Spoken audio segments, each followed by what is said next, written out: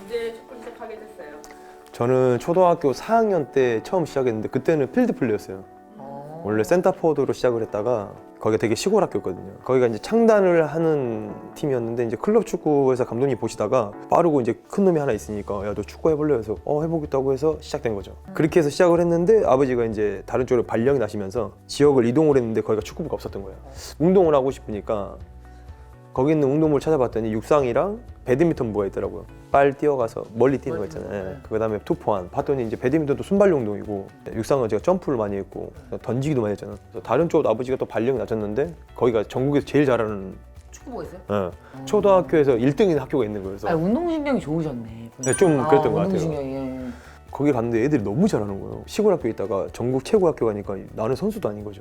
그래서 감독님 뽑긴 뽑았는데 신체 조건이 좋아서 빠른데 기본기도 없고 결국에는 사이드 공격 보다가 뭐 가운데 보다가 나중에 수비까지 보다가 자연스럽게 후보로 밀려가지고 감독님 되게 냉정하신 게 선수 경기 못 뛰는 친구들은 주전 선수들이 슈팅을 하면 뒤에서 공을 주스라고 그래요. 그래서 공을 줍고 있었죠. 뒤에서 열심히 공을 줍고 있었는데 골키퍼가 원래 주전 골키퍼가 있었고 그다음에 후보 골키퍼가 한 명 더 있었는데 한 명이 다쳤는데 나머지 후보 골키퍼도 다쳐버린 거예요.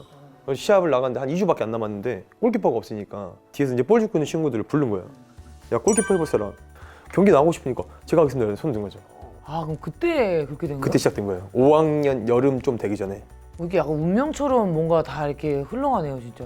전혀 해보지도 않았던 그냥 포지션인데. 그 테스트 한다고 공을 찼는데 막아지더라고. 따라가죠. 뭔가 맞는 걸 찾았던 느낌? 초등학교 5학년 때 이제 여름부터 시작을 했는데 6학년 그 넘어간 해에 유소년 상비군 소집이 있어요. 6개월 만에 거기 뽑혀갔어. 골키퍼 시간 6개월 만에 거기 가니까 사람들이 놀랬죠. 그래서 그때도 좀 의외인 게 다른 팀들이 있었을 텐데 새로운 팀을 이제 만드는 팀 2부로 시작해야 되거든요. 근데 일부 이렇게 뛰다가 2부로 가야 된다는 그런 약간 생각이. 자존심도 좀 약간 이제 좀. 근데 이제 제가 좀 보기와 다르게 제가 또 모태신앙이거든요. 아 왜 자꾸 보기가 다르게 해요? 되게 인상이 좋으신데. 팀에 대한 좀 기도 이제 하고 있는데 기도가 딱 끝나자마자 영표 형 같아. 영표 형이 그때 이랜드 감독님이랑 좀 이게 있어가지고 영표 형한테 전화가 왔어요. 그래서 이랜드 알아보니까 이랜드 크리스찬 구단인 거예요. 야 이거 뭔가 기도에 응답받았나? 약간 이런. 종교랑도 약간. 그러고 나서 이제 그때 울산에 있을 때 그 기도 모임 있었거든요. 이랜드 그게 오퍼가 와서 그러고 나서 이제 그 모임을 했는데 그때 나왔던 말씀이 뭐였냐면 사람이 물질적인 거에 흔들리지 말고 욕심 부리지 말고 약간 이런 내용의 성경의 내용이었는데 그게 딱 끝나고 나서 아니나 다를까 에이전트가 전화가 오는 거예요. 영광 성남에서 돈 이만큼 준대. 가지고 들어온 거네요. 네. 지금. 근데 성남은 1부고 근데 이랜드는 이제 신세팀이 2부야. 근데 될지도 연봉은 모르고. 성남이 더 줘. 계약 기간 똑같아. 순간적으로 막 흔들리기 시작하는 거야. 와 이거. 흔들릴 수밖에 없죠. 근데 그 직전에 그 우리 모임에서 했던 말들이 막 떠오르는 거야. 내 마음은 이제 성남을 가고 싶은데 양심에 뭔가 속이는? 이걸 못 밀어내겠더라고. 그래서 마음 다 잡고 애자 전화했죠. 형, 나 그냥 이랜드 갈게요. 네, 형 나 알죠? 나 기독교 이렇게 좀 믿음이 있는 거. 또 신기한 게 에이전트 형이 야 그거 아니지 이렇게 할 줄 알았는데 그래? 그런 응답을 받았어? 그러면서 그렇게 해. 그렇게 하자. 딱 그러더라고. 처음에 너무 힘들었을 것 같아요. 엄청 화려하게 시작을 해서 되게 좋았어요 처음에. 그래서 2년 차 때 이제 갑자기 선수들이 조금 교체가 되고 이렇게 감독님도 바뀌고 이렇게 막 푹 빠지면서 갑자기 팀이 이제 성적이 안 좋아지기 시작하더라고요. 나만 이제 의리를 지켜야 되는 약간 그런 느낌을 계속 받았던 거예요. 팀에서도 대우를 해줬지만 중간에 오퍼도 많이 있었고 그 오퍼를 내가 가면 되는데 못 가게 되는 거예요. 처음 시작해서 똑같은 뜻을 가지고 계속 같이 걸어가잖아요. 그 뜻이 너무 좋았던 거지 성적보다는 뭔가 가족 같은 느낌을 받아서 계속 함께 했던 거죠. 근데 마지막에 감독님 오신 분이 창남 멤버인 나까지 자기는 나이 많은 선수를 안 쓰고 싶다고 그때 당시에 꼴등을 했는데 시즌 베스트 11 골키퍼 상을 내가 받았어요.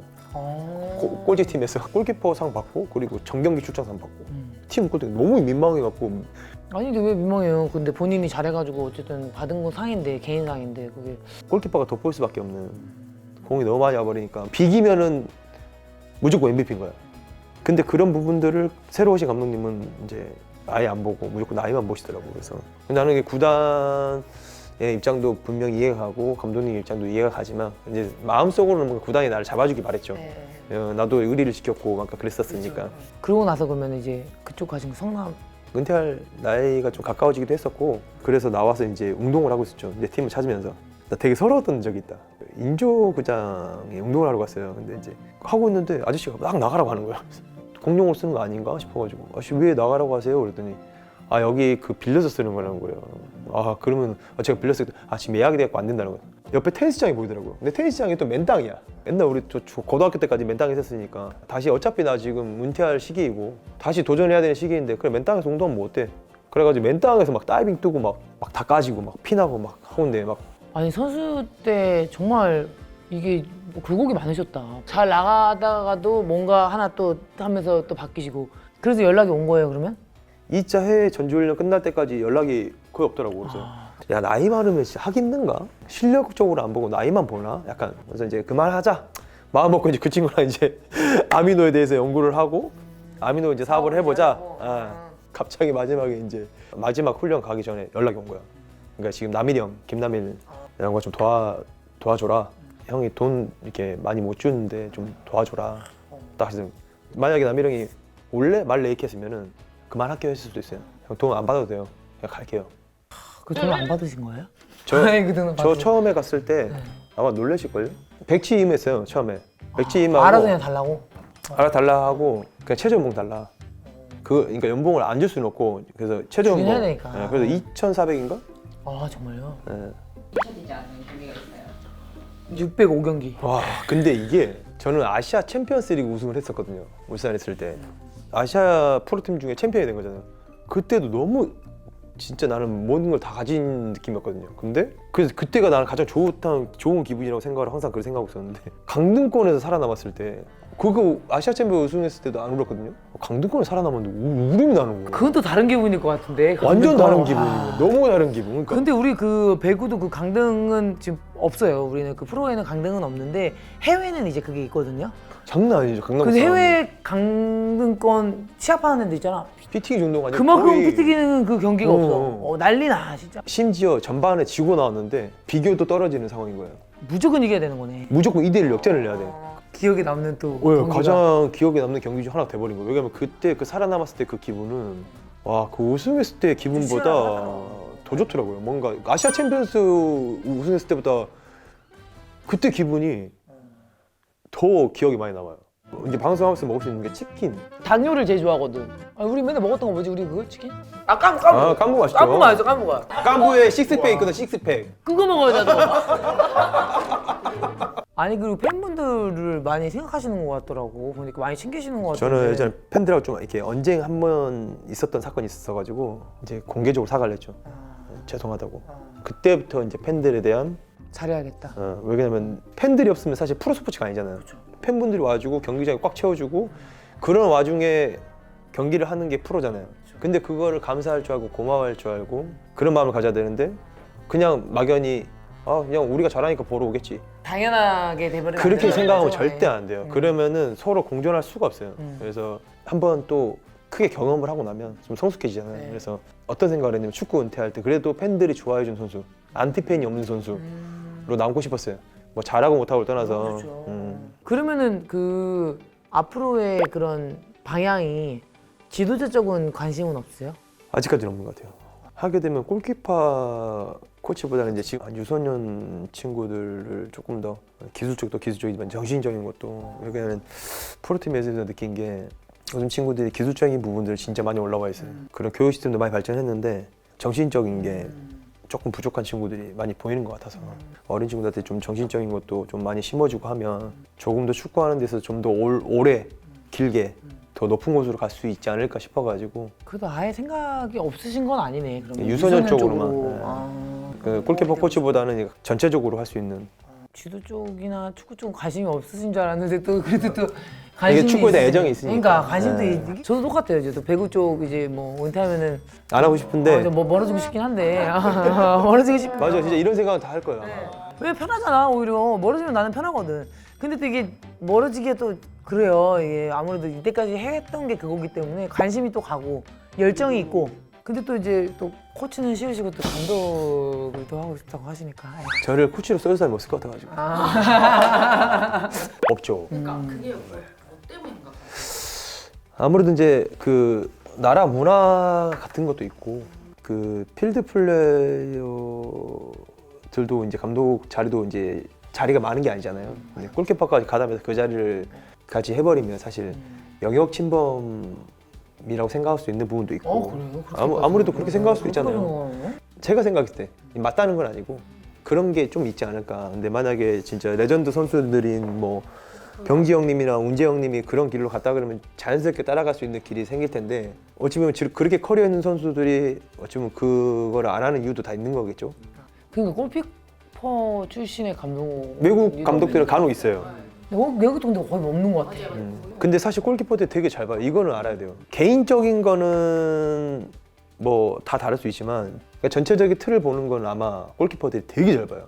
아무래도 뒤에서 이제 전반적으로 다 보니까 필드들을 자기들이 뛰면서 이렇게 해야 되기 때문에 경기 끝나고 비디오 볼 때나 전체적인 틀을 볼 수 있지 경기 중에는 볼 수가 없거든요. 근데 골키퍼들은 경기 중에도 계속 전체적인 틀을 감독이랑 똑같은 위치에서 보는 거예요. 그러네. 우리가 TV 보는 거네. TV 볼 때도 맞아, 막 맞아. 이쪽이 비어 있는데 꼭 여기다 패스를 해. 골키퍼는 그게 다 보여. 그러네. 그러면 야 이쪽 와줘야지. 야 이 새끼야 이거 비어 있는데 막 이런 거 아니야. 그래서 골키퍼들이 유능한 감독이 나올 수도 있어요 나중에는. 카시아스 그분은 뭐 하잖아? 그냥 그 레알 마드리드 약간 뒤에 있죠? 디렉터식으로 그러니까 그런 거만 있잖아. 네. 봐봐. 지금 UAE 쪽에 아랍 쪽에 카시아스 골키퍼 학교가 아마 있을 거예요. 그래서 한국 쪽에 한국 지사를 이제 저한테 오퍼는 왔었거든요. 아니 근데 어떻게 제 그렇게 그 됐어? 카시아스 아는 에이전트가 제 후배여가지고 뭔가 아직까지는 제가 너무 약간 카시아스 선수 너무 부담되잖아요. 뭐 부담이야 좋지. 그 세계적인 선수. 좋죠. 그러니까 배우기도 하고 뭐 하는 거 아니야. 사실 뭐 여러 가지 생각을 해봤는데 아직은 좀 아닌 것 같아가지고. 네. 그러면은 생각하셨을 때 이제 선수를 했다가 지도자로 이제 가요. 갈 때 뭐 사람들은 뭐 경험을 쌓아야 된다. 그러면서 코치부터 쭉 올라가서 이제 감독을 해야 되는데 뭐 이런 게 있잖아요. 근데 그런 게 필요하다고 생각하세요? 아니면은 어느 정도 오래 선생을 했습니까? 바로 감독으로 가도 괜찮다고 보세요? 내가 경험해서 이렇게 했는데 바로 지도자 할 수 있는 거 아니야? 라고 했는데 이 지도자 교육을 딱 들어보니까 이 선수의 시선이랑 또 지도자가 선수를 보는 시선 완전 다르더라고요. 네, 다르겠죠. 네. 그래서 선수 때 잘했다고 해서 지도자를 잘할 수 있는 게 아니에요. 그건 확실하더라고요. 네. 지금 클리스만도 마찬가지예요. 선수 엄청 잘했는데 지금 주절 자랑이 아니잖아요. 그래서 전혀 다른 관점이더라고요. 그것도 능력 있는 것 같아요. 그 지도자에 맞는 능력 있는 사람들이 있어요. 기질이 있다라든가. 이게 영광스러운 때는 영광스러운데요. 아직도 집에 있어요. 처음 태극마크 달았을 때 아. 골키퍼 이제 6학년 딱 5개월 6개월 정도 딱 됐을 때 유소연 상비군 소집에 이름이 딱 들어간 거예요. 빨간색 후드 티인데 여기 태극마크 있는 그 옷이 있어요. 그때부터 시작됐던 것 같아요. 이렇게 뭔가 목표를 가지고 도전을 하니까 이루어지는구나. 그걸 입자마자 다음 게 바로 세션이 딱 머릿속에 나 이제 주니어 대표 가야지. 바로 목표 설정이 되더라고요. 김영광에게 골대란? 잠깐 한번 볼게요. 내가 적어왔어. 이거 질문 안 했으면 큰일 날 뻔했다. 이거 적어줬어. 골키퍼들이 보통 막 이렇게 수호신이라고 막 하잖아요. 저는 그랬거든요. 골대가 나의 성이라 생각을 했어요. 그래서 내가 이거를 뭔가 지켜내야 된다는. 때로는 좀 밉상이 될 수 있고 골대가 골대 맞고 들어갈 수도 있고 골대 맞고 나올 수도 있고 또 때로는 골대가 또 샌드백이 될 수 있고 때로는 등을 기댈 수 있는 친구가 될 수도 있고. 진짜 노력 없이 오지 않았던 적이 없었던 것 같아. 얘기 듣고 또 팬이 된 것 같아 내가. 아유 저는 원래 엄청 너무 팬이 된것 팬이어가지고 같아. 사실 인스타그램 팔로우 됐는데 안 받아주더라고요. 아니 사실은 근데 알기는 했어. 그게 우리가 섭외를 요청을 하고 팔로우를 하더니 뭐 좋아요를 계속 이제 뭐 몇 개 누르시더라고. 그래서 티가 안 날 수가 없더라고. 근데 뭐 오늘 이후로는 이제 뭐 아는 사람인 거니까. 그 겉바속도 오늘 나오셨는데 어떠셨어요? 아 너무 재밌었고 즐거웠고 그리고 일단 개인적으로 너무 만나고 싶었던 분이었고 아유, 감사합니다. 그리고 보면서 얼마나 노력을 했을까 그게 보여서 대단하신 분이라고 제가 와이프한테 항상 표현을 했었거든요. 근데 그런 분이랑 이렇게 가까이서 대화도 하고 어찌 보면 재밌는 이야기도 하고 또 농담도 이야기도 하고 인생 얘기도 하고 네, 너무 좋았어. 네, 그래서 너무 좋았던 시간이었고 서로에게 좀 좋은 시너지가 됐으면 하는 바람이에요. 네. 오늘 너무 영광이었습니다. 감사합니다 오늘. 감사합니다. 네, 감사합니다. 아니 아까 그 얘기하려는 손에 이게 됐어. 뼈도 이렇게 부러지고 어깨도 거의 인대가 다 날아가 있고 양쪽 십자인대였고 우리 배구 선수도 이거 많이 이렇게 돼 있거든. 이거 막 휘고 그러는데 근데 배구도 보면 손 진짜 많이 다치겠더라고요. 저희도 많이 다치죠. 테이핑 많이 해야 되죠, 네. 테이핑. 근데 이게 부러졌는데 시합이 있어가지고 깁스를 안 했어요. 그러니까 봐봐 관리가 안 된 거야. 관리가 안 된 거야. 그냥 이렇게 돼버린 거야. 이거 평생 이렇게 살아야 돼. 응.